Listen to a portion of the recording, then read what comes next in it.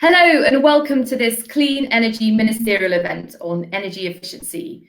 Today we are focusing on appliance energy efficiency policy and as one of the most cost-effective actions that governments can take to drive clean energy transitions. I hope everyone will agree that this is one of the most exciting events we have here at the SEM Ministerial. For every pound or euro a government spends on appliance efficiency policy, society gains 5. International collaboration is, of course, a big theme for the COP presidency this year, and there is a huge scope for international collaboration on this topic, as products that are already successfully regulated are globally traded in their millions. But progress, of course, on energy efficiency is currently too slow, and the benefits are not being experienced by people, businesses, and governments around the world at anywhere near the scale that is possible. Together with the government of the UK and other partners, we're driving the most ambitious appliance policy collaboration ever to address this challenge.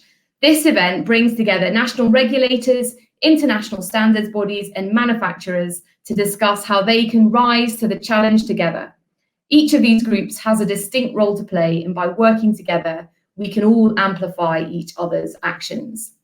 A particularly important element of this is getting both industry and governments to work together to make efficient appliances available to the poorest in society, who are the ones who will benefit most from reduced energy bills. To start, we're going to hear from Anne-Marie Trevelyan, the UK Minister of State for Business, Energy and Clean Growth. Over to you, please. Thank you to the Clean Energy Ministerial for hosting this event and their continued work building networks and partnership and facilitating coordinated action on clean energy. I'd also like to thank the IEA, who remain our core partner on the COP26 Product Efficiency Call to Action. And thank you to all of you for joining us for this important event.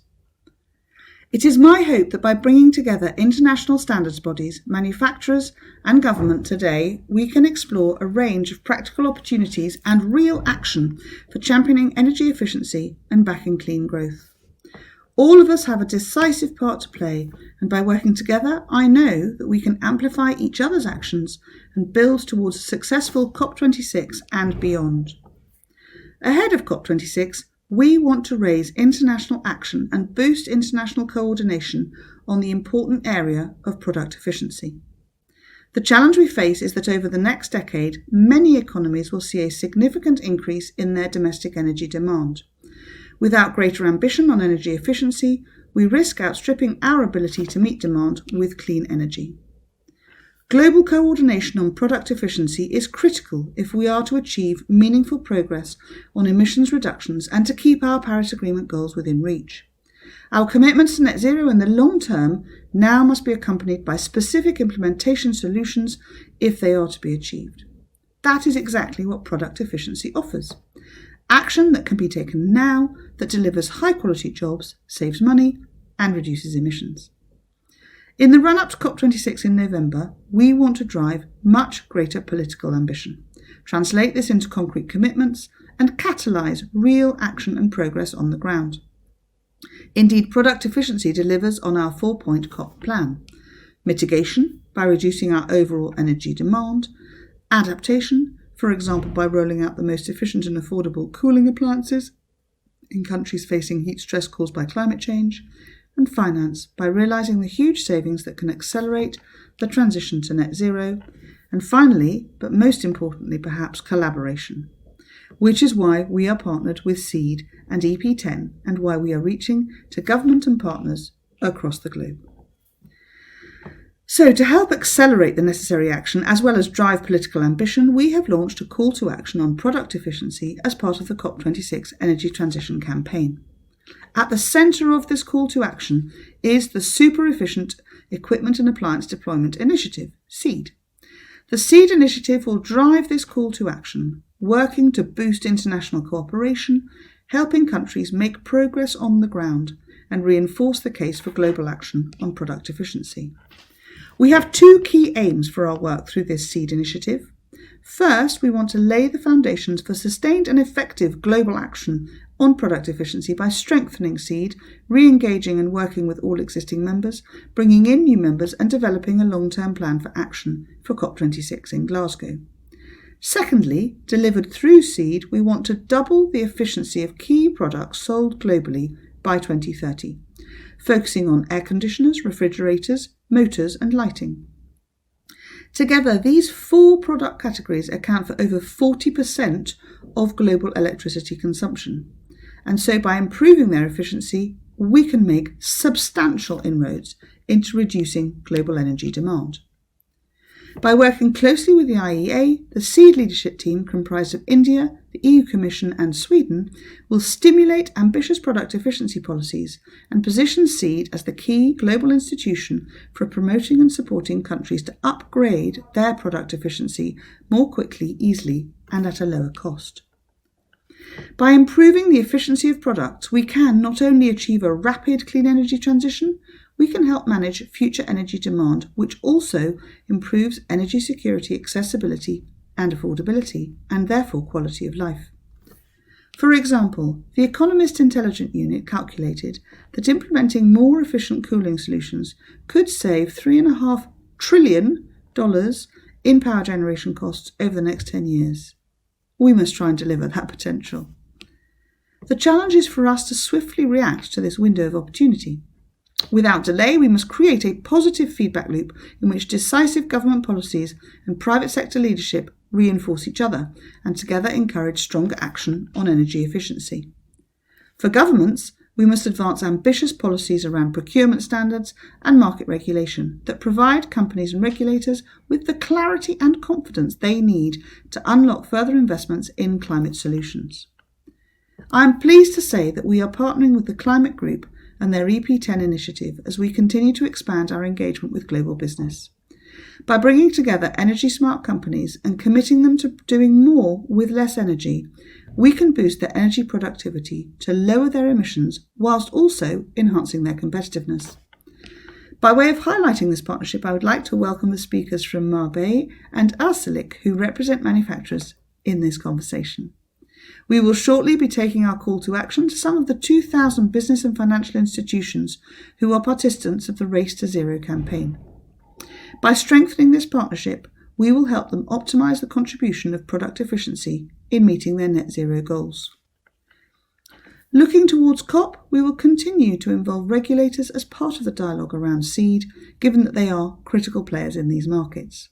I am therefore pleased to welcome to this event representatives from both the International Organisation for Standardisation as well as the International Electrotechnical Commission. We need regulators to help identify which regulations drive us to the top of the market, as well as to help harmonise standards across markets. It is this international harmonisation that can drive economies of scale and associated price reductions and makes enforcement both easier and cheaper. Global coordination is critical for achieving energy efficiency gains and meaningful progress on emissions reductions. Only through enhanced international collaboration amongst policymakers, investors, businesses and civil society can we accelerate the pace of the global clean energy transition in line with Paris, rapidly increase the use of super efficient products and secure the multiple benefits for our societies, for our security and for our public health that we know is possible. So I look forward to working with all of you on this in the coming year and beyond. Thank you. Well, thank you, Minister, for setting the scene for our discussion so clearly. So now I'm delighted to turn to our panel. And I would like, first of all, to welcome Robert Andren, who's the Director General of the Swedish Energy Agency. Welcome. Hi. Thank you. Hi, Catherine. Hi. And then we have Kofi Egiago, who's the Director for Renewable Energy, Energy Efficiency and Climate Change in the Energy Commission in Ghana. Hi. Thank you very much for welcoming me. Thank you. We have Francisco Martinez, the Head of Regulatory Support Unit in the Chilean Ministry of Energy. Thank you very much, Catherine. And we have Philippe Metzger, the General Secretary and CEO for the International Electrotechnical Commission. Hello, Catherine. Thanks a lot. And we've got Sergio Mujica, the Secretary General of the International Organization for Standardization. Thank you, Catherine, and hello to everyone. Mariana Garcia, the Head of Regulatory Affairs at Marbe. Hello, everyone. Thank you, Catherine. And Mrs. Özlem Ünlü, the Head of Sustainability at Arçelik. Hi, it's a pleasure being here. Great. Well, thank you all for taking the time to be with us today. As the Minister put it so clearly, we've got a tremendous amount to gain by raising ambition on appliance energy efficiency, and this panel holds the key to how more can be done and faster. Appliance policy is one of the areas we can act on now, as we've got the technology available today to double efficiency by 2030. So without wanting to put too much pressure on our panelists, your roles will of course be a big determiner of whether our climate goals are achievable. So if I could first turn to you, Robert. Europe's seen great benefits from improved energy efficiency, efficiency driven by the Eco Design Directive. What are the main challenges to being even more ambitious? Well, I mean, to start with, I want to underline that the legislation we have has served us well in many ways. And I believe it helped our businesses to become more competitive on the global market. So, but I see three main challenges, bearing in mind that the regulatory revolution is almost always slower than the technological and behavioral changes in society. First of all, we see many, many more new and complex products and systems emerging due to the rapid electrification and digitalization, including the artificial intelligence at the moment. That is a challenge. We also see that with these new products, we see new actors and stakeholders entering into these regulatory processes, and they are not used to it. So it takes time to reach them and get them to understand why and how. And then thirdly, quite frankly, I think we need more EU member states to increase the priority on the energy efficiency if we are to move faster. Great, that's extremely clear. Thank you, Robert. And perhaps over to you now, Kofi. You've had a very active appliance energy efficiency program, and I was wondering how you manage to prioritize this work when you've got so many competing priorities for the public budget. Yeah, thank you very much, Catherine. I want to tackle your question by quoting Paul Kyle, quoted unquote, where there is a will, there is a way. If there is a chance in a million that you will do something to keep what you want from ending, do it. So Ghana has demonstrated that there is a will. We have the willingness to further the energy efficiency drive. So we always strive to build on a track record that we have established. So I want to answer your question from the perspective of why, and then it makes more sense to reflect on the how. In fact, we have demonstrated that energy efficiency is the way to go. In better times and in difficult times, you can use energy efficiency as a very useful tool. So we always get our facts and our figures very solid. And then we talk to people who are very influential in the political circles to obtain their buy-in into the policy. And that is the trick. That is where we started from.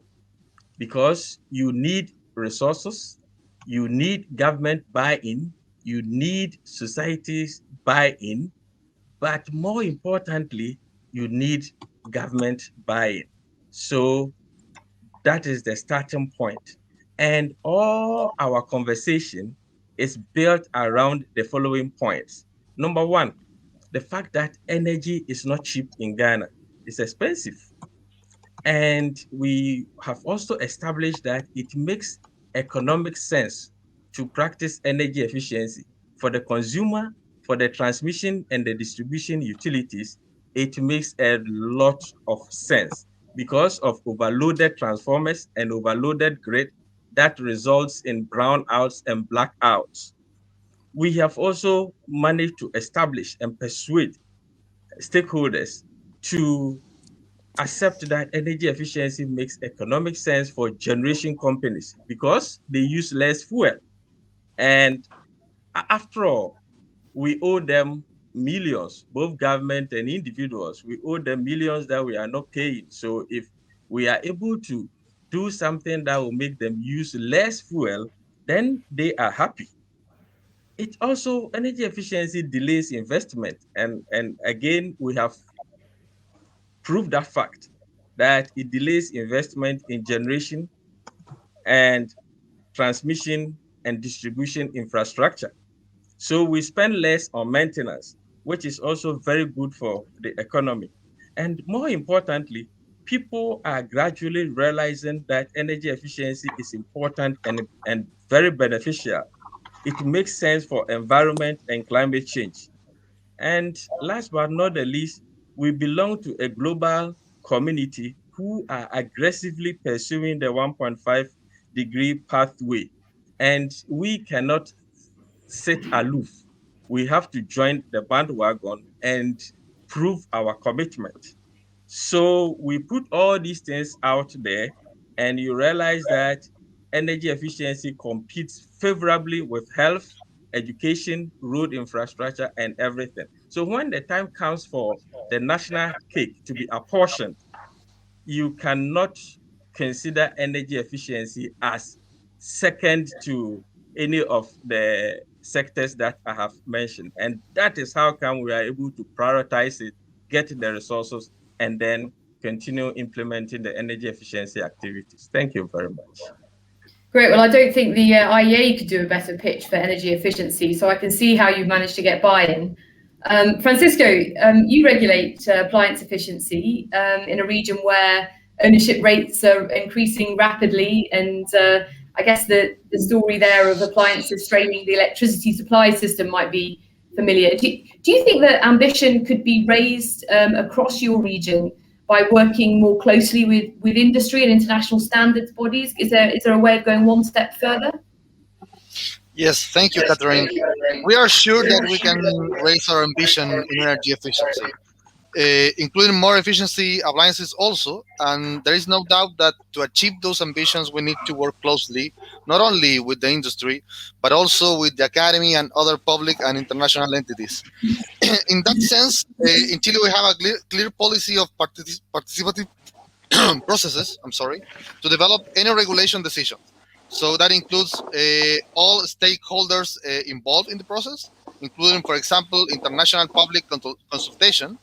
And of course, as a country that most of our products came from international markets, for us, it's critical to have this kind of instance to discuss with everyone in international standards and set worldwide regulations that could be adopted.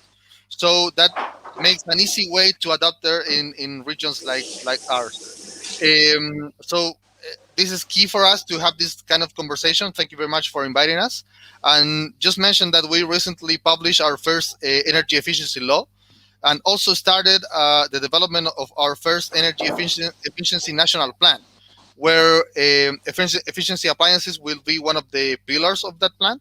And we will start a participative process with the industry and also key stakeholders and international entities to define actually that new ambition and new goals that we have to develop in the future. So we're pretty sure that we can do it and we can raise our ambitions. But as you mentioned, the key is collaborate with the industry and international entities. I think so we're in that path. And this year we will be really moved by those topics. So yes. Great. Well, congratulations on the progress that you've made. And I mean, this is a great segue to you, Philippe. So IEC standards are developed by experts, so products and systems can be developed, tested and certified to ensure safety, reliability and efficiency. So how can regulators take advantage of these highly technical standards, such as those that are developed by the IEC, to accelerate their appliance standards programs and solve some of the problems that we've just heard about? Yes, in fact, one way of accelerating appliance efficiency policy is for the regulators to include IEC standards in their national laws and regulations, and also to accept the conformity assessment certificates of the IEC conformity assessment systems precisely to avoid having to retest products nationally. And this has significant additional advantages, namely that it allows regulators and governments to underpin a quality infrastructure without direct cost, and also that it increases harmonization and opens markets for products with state-of-the-art built-in energy efficiency and safety features. And so IEC standards provide detailed methodologies, processes, and measurements, and they are developed by experts from all over the world. These standards are then used by experts to design, manufacture, and install consistently energy efficient, safe, and also reliable devices and systems. Now, products built and tested in line with these standards are traded globally and by the millions. Today, about 80% of IEC standards become national or regional standards, many of which remain identical to the original IEC standard. And if I can just give you one example, the IEC International Standard for Energy Efficiency rating of electrical motors is actually adopted by regulators in many countries around the globe, and electrical motors as a whole transform around 50% of all electricity into mechanical energy, and in many countries they still offer a huge potential for efficiency improvements. And maybe just to add in closing, electrical motors are often part of appliances. For example, anywhere where there are ventilators, there are pumps or cooling systems. So all in all, a huge advantage potential through the use of IEC standards. Great. A really clear explanation there of how these can be applied at the national level. Sergio, the ISO plays a leading role in systems efficiency. So I wonder, how can governments use systems efficiency standards so that society as a whole can benefit from even greater efficiencies? Sure. I think, first of all, it's really important to understand that ISO is a global network composed of 164 countries. So at the end of the day, what we do is to create international standards, which are global solutions for global challenges. But as importantly as that is the how, because we bring together experts, academia, all kind of stakeholders to work together in an inclusive and transparent manner to agree in a consensus-based manner on those solutions. So what was mentioned before, cooperation is at the very heart of the system. Secondly, efficiency, it's also at the heart of the system, because these are best practice, which in practice means an invitation to excellence. And our flagship in terms of efficiency systems is ISO 50001 on energy management, which help companies to identify the critical points where they can have opportunities for efficiency or for savings. And we have seen, including SMEs, many companies making very important savings on this. But it's also very important for something that was mentioned by Philippe, the consumers. Our consumers today want to be part of the solution and not part of the problem. So they need to make right decisions when it comes to buying products that they need to ensure that are compatible with energy efficiency. My last point is that this should be integrated with other efficiency systems, such as quality management of ISO 9001 and also environmental management of ISO 14001. So this should be understood as a cluster, and that's why I say that the ISO standards are an invitation for excellence. We're going to turn now to our private sector representative. So first of all, over to you, Mariana. You manufacture refrigerators in a market where first cost is incredibly important, even though life cycle cost to consumers are much lower if they buy more efficient machines. So I wonder, you've got some governments on this panel. What can governments do to make energy efficient appliance accessible to the less well-off members of society? Thank you so much, Catherine, for this very interesting question. And I'd like to start by saying that, as it has been already mentioned, we are facing multiple challenges, both social and environmental. We are moving towards a future in which the growing demand and exploitation of resources contracts their availability in the medium and long terms, changing the way we do business on one hand, but further demanding the need to reach new balances in the other. Now, by recognizing this need, Mave, being a leading household appliances manufacturer here in the Latin American region, has no doubt that we will encounter defying scenarios, to say the least, regarding the competitiveness of our industry, but also the commitments made globally to ensure the reduction of impact from production processes into the environment. However, we are certain that these efforts require joint work and definitely governments involved.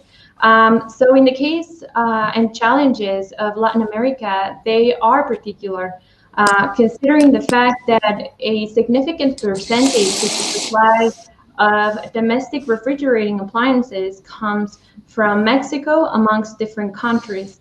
Now, in the acknowledgement of the circumstances, it is also important to note that the regulations that set energy performance levels both in North and Central America are based in those defined in the U.S. Department of Energy specifications. Now, these specifications recently underwent an update procedure recently that resulted, amongst different processes, in the redesign of the manufacturing of these products, and also in the search for alternative refrigerants with low heating potentials, such as R600, in an aim to reach these energy performance levels. So as of today, this update continues its implementation. In the case of Mexico, just to name an example, after a 3-year period implementation, the regulation that incorporates these specifications is concluding its entry into force in the following weeks.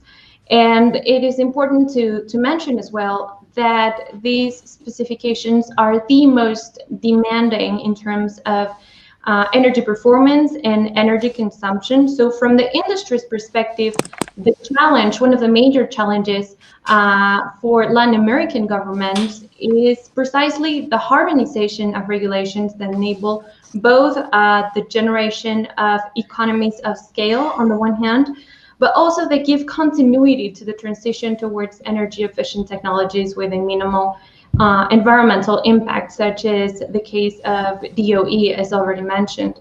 So in this sense, the regionalization of such energy levels should ensure the different frameworks, such as the IEC 62552, which is predominantly used in the southern region of our continent, go through an effective and incorporating harmonization process.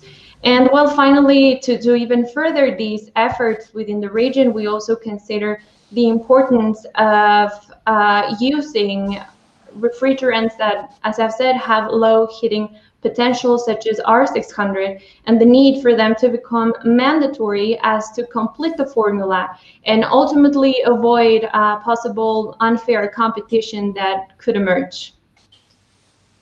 Excellent. Thank you, Mariana. Some really interesting points there, which we can bring back to the governments as well. So, Özlem, finally to you, you've made a conscious decision to produce more sustainable products. And I've heard, I think I've heard your chief executive say that if a manufacturer from an emerging economy can do this, then so should everyone else. So could you tell us a bit about, what you've been doing in the company and how your strategic goals are, relate to the Paris Agreement? Sure, Catherine, thank you very much. First of all, we are a leading global manufacturer appliance company, and although almost half of our revenue is generated from Europe, we have a robust growth strategy in the emerging markets such as India, Pakistan, Bangladesh, and the APEC region.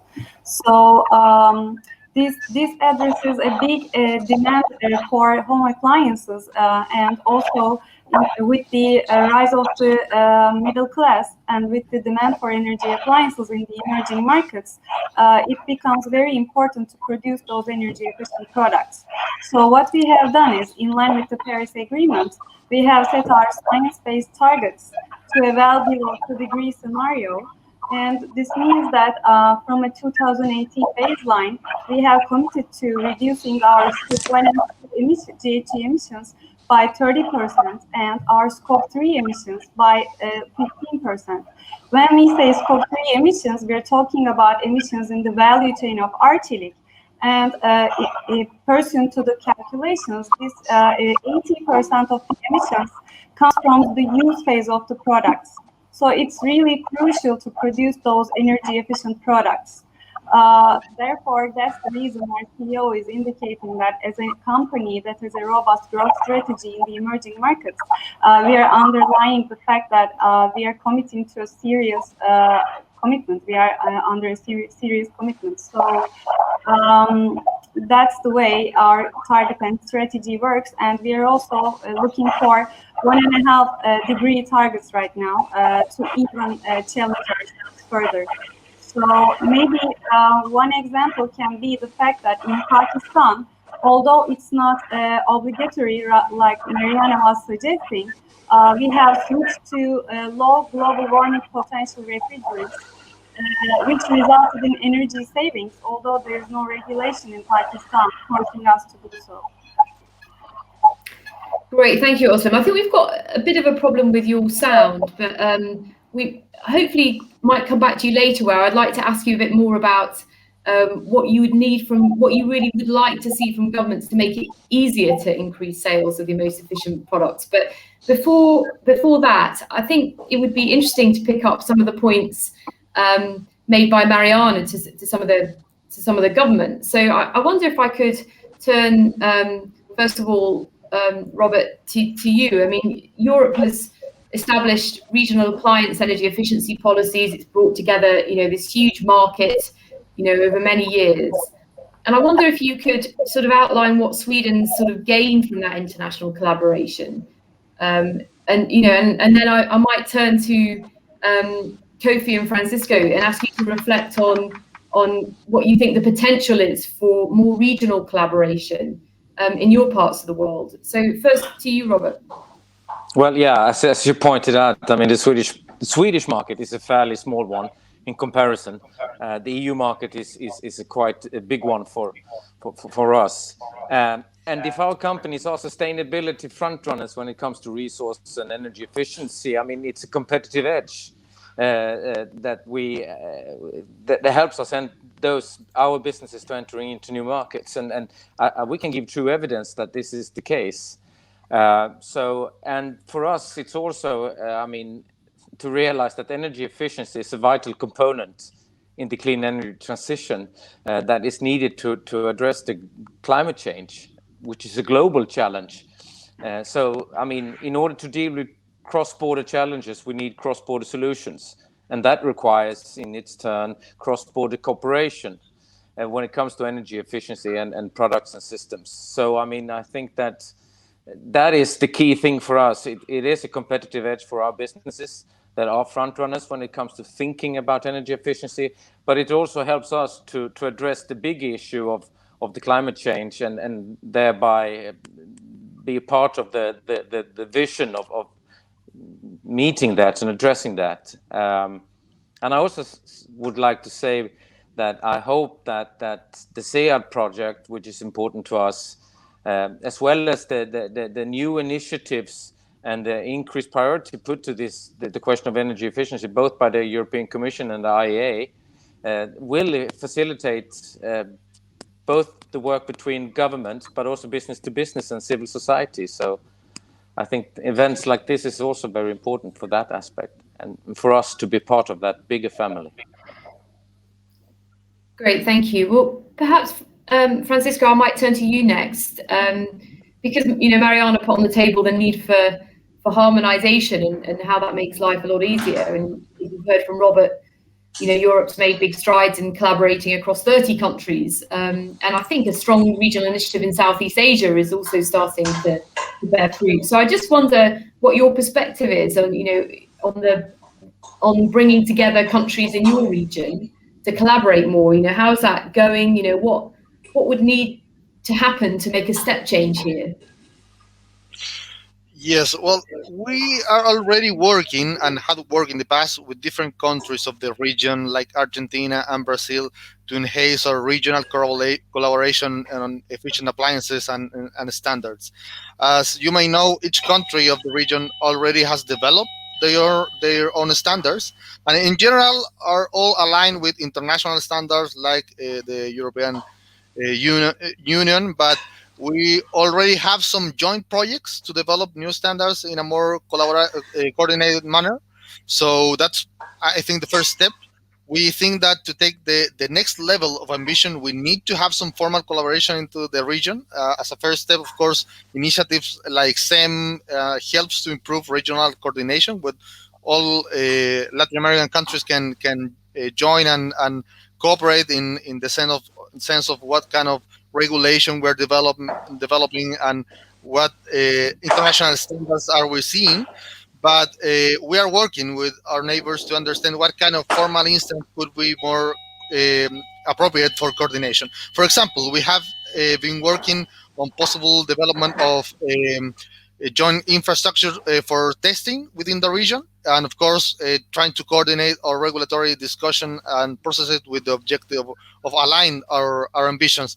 Understand, for example, the processes that you have an experience that you have on other regions like the UA or South Asia will definitely help to move forward in a more formal instance of regional coordination. So trying to understand how do you develop that kind of formal instance in South Asia or the European Union will be really a key for us because we are trying to take the next step, not only with joint projects, but trying to define a formal instance of collaboration.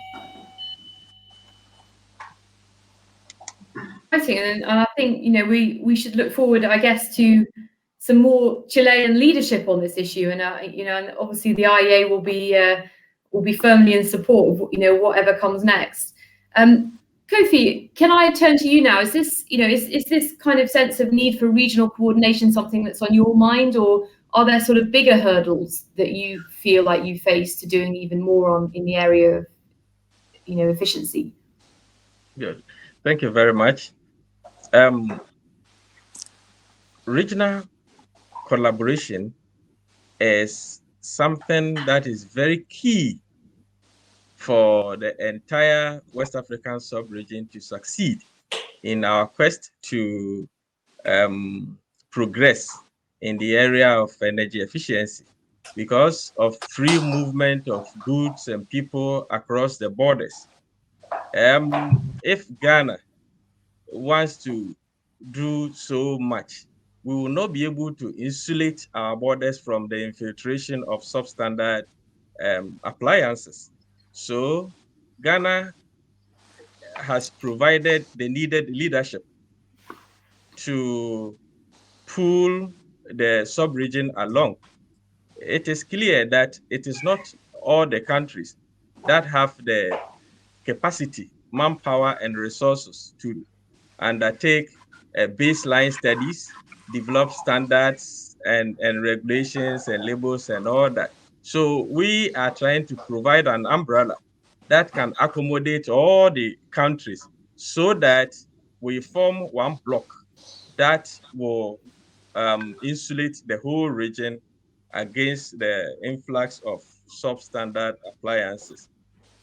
And having said that, Catherine, let me mention here that the biggest hurdle that we need to cross here in Ghana is not about money, it's not about availability and affordability of energy efficient technologies, but rather the serious hurdle is dumping of used, inefficient, obsolete, and discarded appliances from Europe and elsewhere.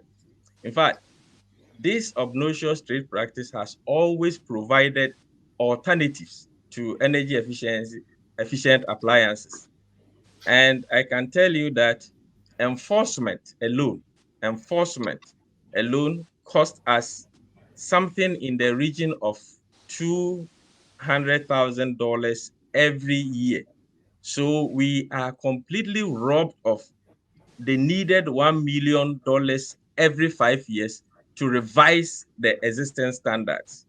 So I want to use this platform to appeal to Europe that Ghana has regulations, laws that prohibit the shipment of these used appliances. So if they will respect that law, I think it will do us a great deal of benefit, so that our effort and the investment, the resources that we are investing in energy efficiency will become very beneficial to us. Otherwise, this kind of thing is impeding our progress to be able to respond to our the demand and what is required of us in terms of meeting our international commitment when it comes to climate change and environment. Thank you very much.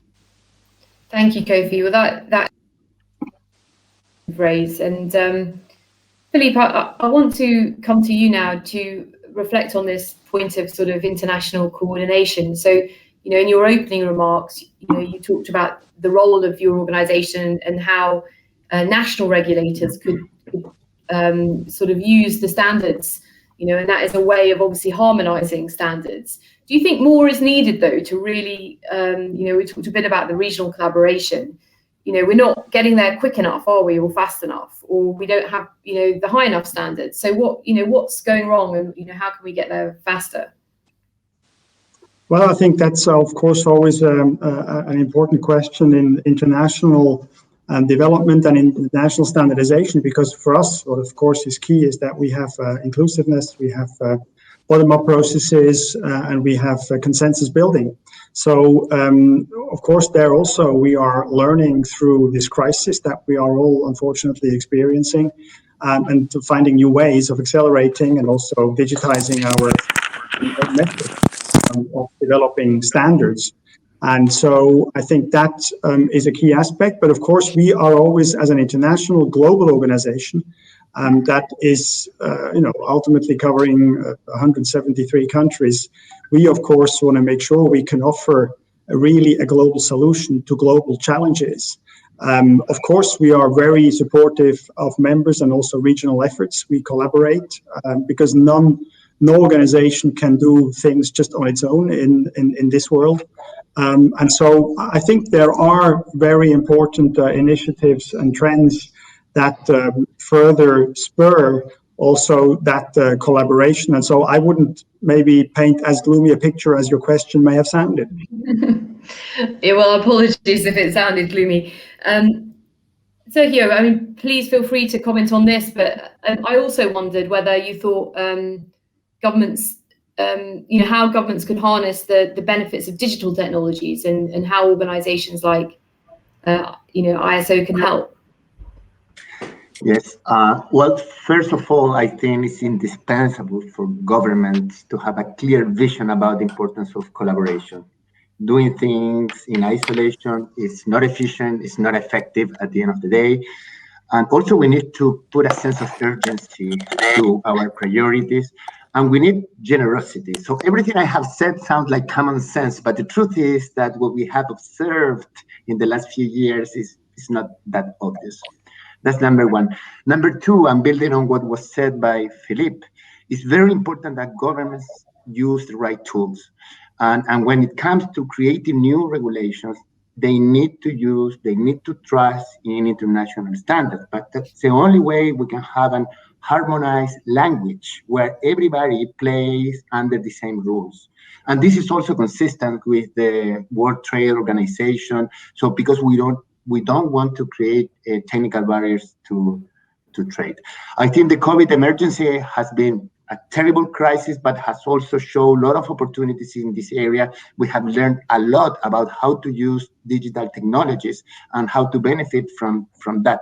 In our case, in very concrete terms, we've been working in a fully virtual environment for over 15 months now, and we keep delivering our international standards. We used to travel like crazy all around the world. Now everything is done virtually, and we have proven that we can be effective in that manner as well. Great, thank you. Going back to our private sector representatives here, I wonder whether, reflecting on all of this, sort of put the question to you really, what more, or, you think you'd like to see from governments that would make it easier for you to go faster in your businesses? Are there any areas of collaboration that you would like to pursue, or any questions that you would like to put to our government representatives or the regulators here? So let me start with you, Mariana. Thank you so much, Catherine. So as I mentioned, in the case of Latin America, we insist, and I believe the message is really similar to those who have already talked on this topic, we consider the region's regulatory harmonization to be essential in accordance with the most demanding energy efficiency performance levels that, as of right now, as I mentioned, are contained within the OE. And we consider the impact that derives from this harmonization or regionalization will directly impact the presence of increasingly energy efficient technologies more and more on the market, with an aim to their massification, which is definitely the first step towards a broader access of these appliances. Now, on the other hand, and tackling your question, we have also identified the need to develop access mechanisms to users from different socioeconomic levels.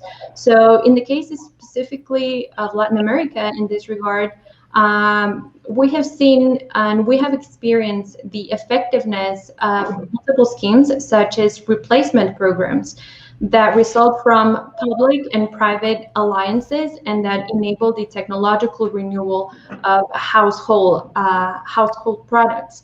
Likewise, we consider just as important the responsibility of corporate communication schemes that raise awareness amongst users on the availability of these technologies on the one hand, and on their contribution to the protection of the environment.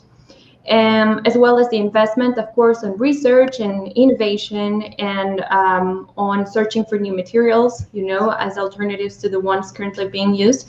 But let me just go back and insist on the topic of harmonization of different frameworks, just to find in them a platform that can actually serve to further enhance this type of replacement programs or strategies that could be incorporated into governmental policies, and ultimately will lead to a broader access to these type of appliances. Great, thank you.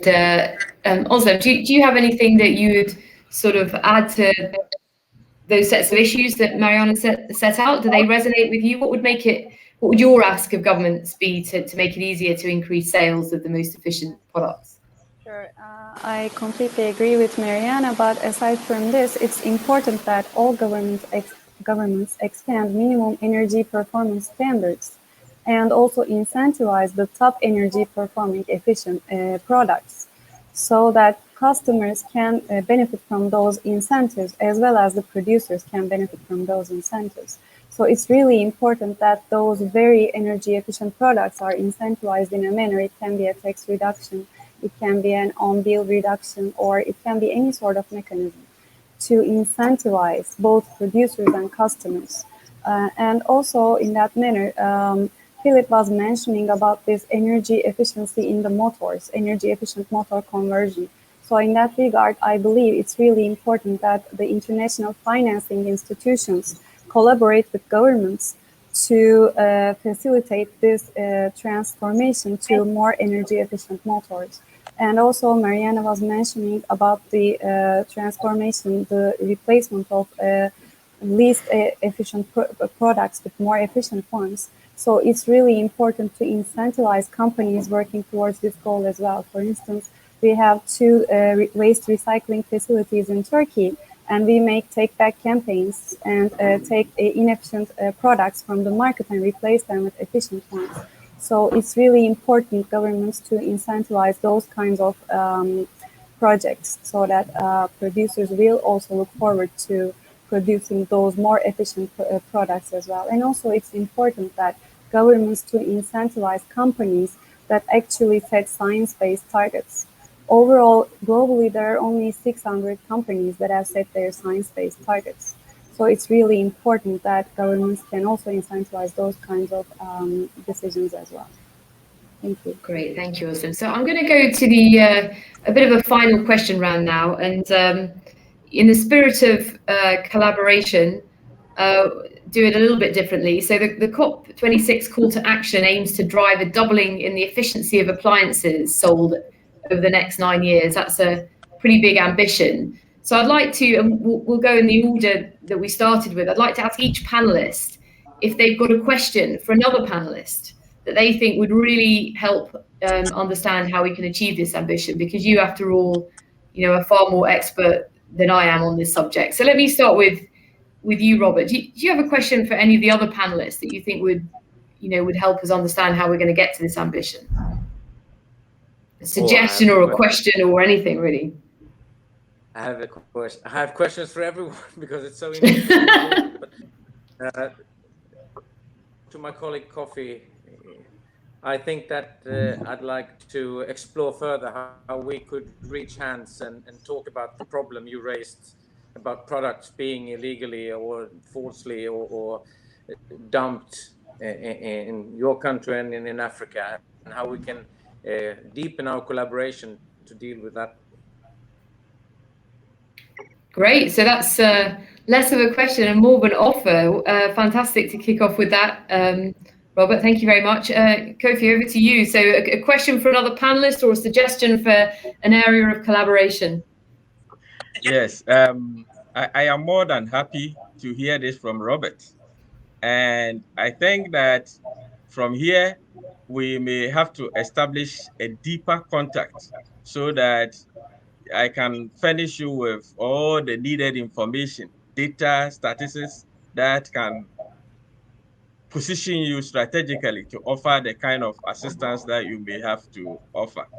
But the problem I raise is a real problem that is militating against all the efforts that we are putting in place to become an energy efficient economy. So thank you very much. Let's continue with the discussion after here. Great. Do you have a question for any other panelists, Kofi? Yes.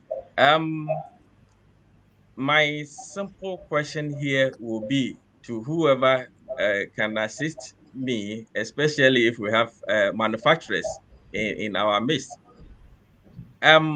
Prior to our embarking of energy efficiency agenda, we conducted a survey.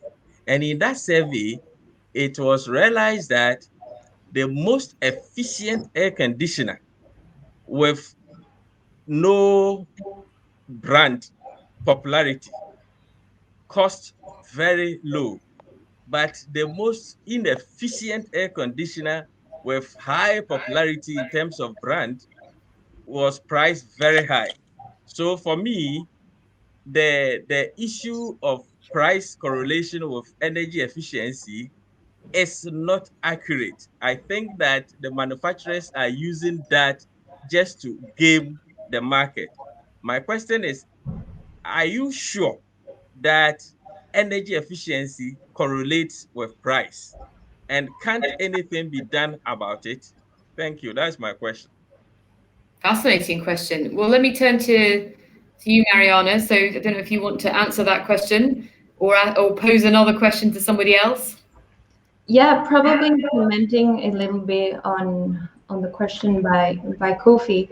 And I believe it was clearly said in the first question that was posed to me by you, Catherine. And the idea that the immediate cost, the one that we can see in retailers, usually is the one that drives the attention of the consumer, when in reality, the life cycle costs on the medium and long terms are the ones that are going to truly reflect the benefits of energy efficient technologies. And precisely this misleading declaration of information is the type of practices that we're trying to avoid as formal manufacturers by ensuring, on the one hand, a robust normative framework, but also by incentivizing as manufacturers a fair competition, a fair floor for competition among importers, but also manufacturers and trading partners. Great, thank you. And a question for someone else.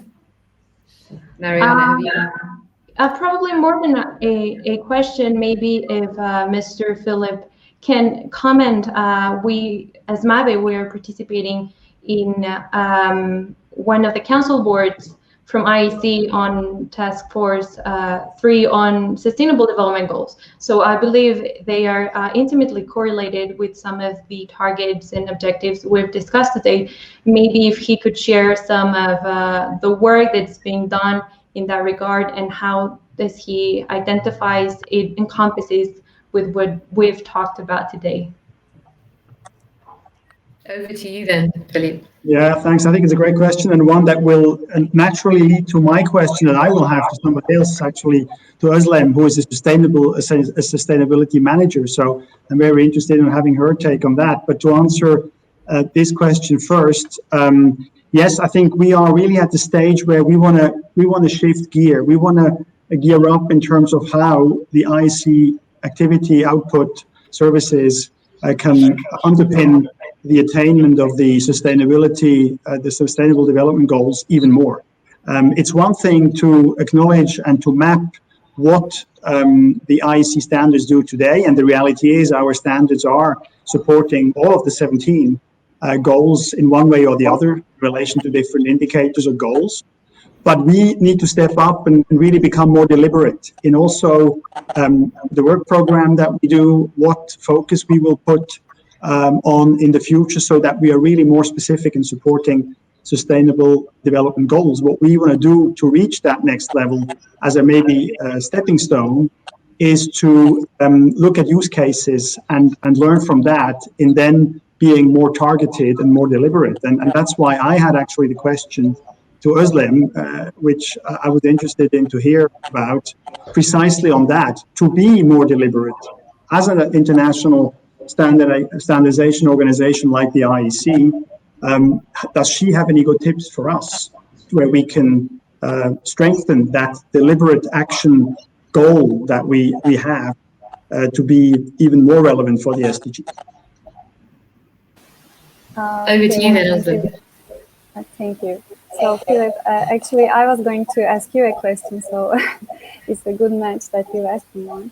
And I believe that my question also answers your question. I was going to ask, in terms of a collaboration for energy efficient motors, as you were discussing, I think it's crucial that maybe we can have an opportunity to have a collaboration between private sector, yourselves, and a international financing institution to just utilize governments in terms of this efficient motor conversion. So that can be one way, a practical solution on how we can maybe serve towards the goals. So that can be my answer to your question. Great, we've got about 90 seconds left. I don't know if either Francisco or Sergio, you've got any burning comments you want to make just before we close, and I'll take the last 30 seconds.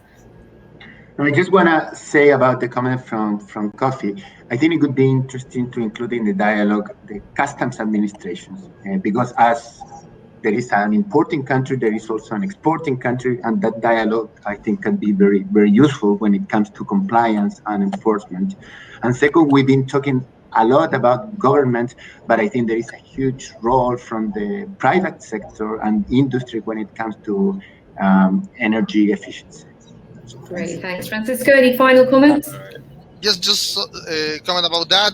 We also have a issue about overseeing the regulation in our first steps, and as Sergio mentioned, work closely to the custom services and also with our superintendencies was the key to try to achieve that. Now we have another issues with digital marketplaces, so that's a new level of how we can ensure that the regulation is overseen. But of course, it's always evolving. So basically, I agree with Sergio that that's the first step, trying to look at that kind of issues that Coffee mentioned. Great. Well, thank you very much to everyone for all of those insights. You know, in our observation, the most effective appliance policies are those where there's a high degree of collaboration, mutual respect between industry and government. This event is one of our steps towards COP26, and hopefully we can build on this discussion to make sure the COP26 call to action benefits from increased collaboration across all the important stakeholder groups. If anyone listening would like to get more involved in the initiatives that we discussed today, please feel free to get in touch through the IEA website and we'll keep you posted. Thank you.